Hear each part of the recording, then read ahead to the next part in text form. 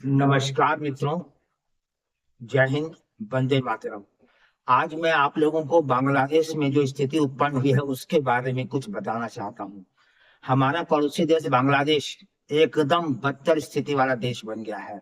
वहाँ लोकतंत्र नाम की कोई चीज नहीं बची है। वहाँ चारों ओर दंगाई ही दंगाई नजर आ रहे हैं और स्थिति इतनी खराब हो गई है कि वहाँ के प्रधानमंत्री शेख हसीना को अपना देश छोड़कर भागना पड़ा है और वो आकर भारत में शरण ली है।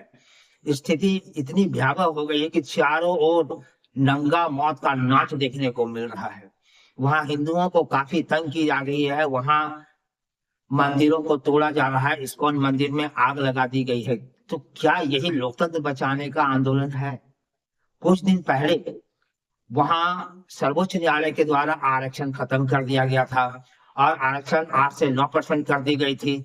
इसलिए सारे विद्यार्थी आंदोलन के नाम पर जो है पूरे देश में तहलका मचाए हुए थे। धीरे धीरे ये आंदोलन कुछ अराजक तत्वों के हाथों में चला गया और वहां चारों ओर केवल आगजनी दंगा मार काट यही नजर आने लगी।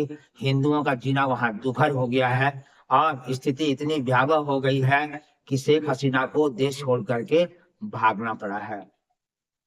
वहां भारत के नेता ये कह रहे हैं कि वहां शेख हसीना तानाशाह रूप ले ली थी, इसलिए ये स्थिति उत्पन्न हुई। लेकिन ये बात 101% गलत है।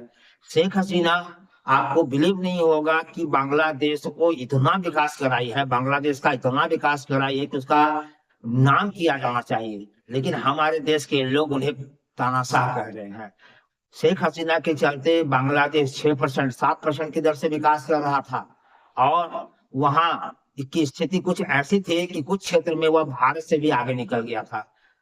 लेकिन वहां आरक्षण के नाम पर जो दंगा शुरू हुआ वह अभी तक नहीं थमा है और दंगाइयों ने शेख हसीना को मौत का घाट उतारने का प्रयास किए, जिससे उनको देश छोड़ करके भागना पड़ा। वहां तख्ता पलट हो गया।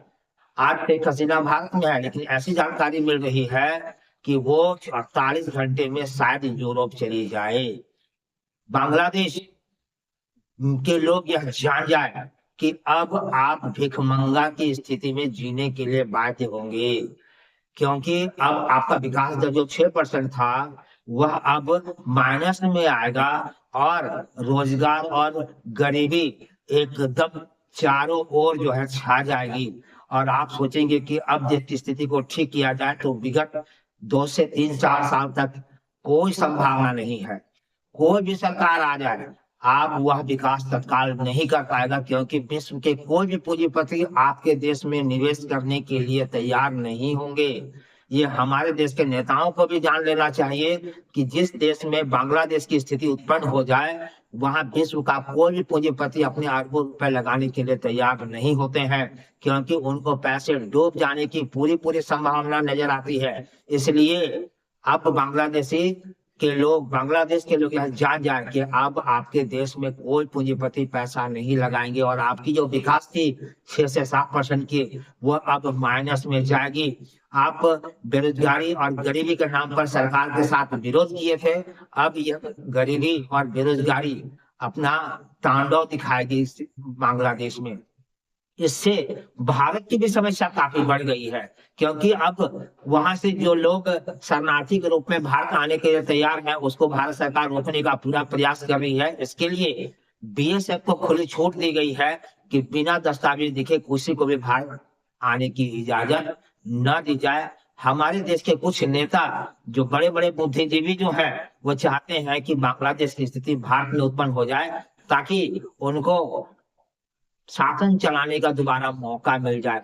लेकिन ये बुड़बक यह नहीं जानते, ये मूर्ख यह नहीं जानते हैं कि हमारे देश का लोकतंत्र इतना मजबूत है कि शायद ऐसी स्थिति हमारे देश में उत्पन्न नहीं होगी। अभी बांग्लादेश में सैनिक शासन चल रहा है और सेना सेना यह कह रही है कि मैं विगत कुछ दिनों में यहाँ लोकतंत्र बहाल कर देंगे। अगर वहां लोकतंत्र बहाल भी हो जाएगी तो बांग्लादेश 6 साल 7 साल पीछे चला जाएगा और उसके विकास की गाड़ी एकदम रुक जाएगी।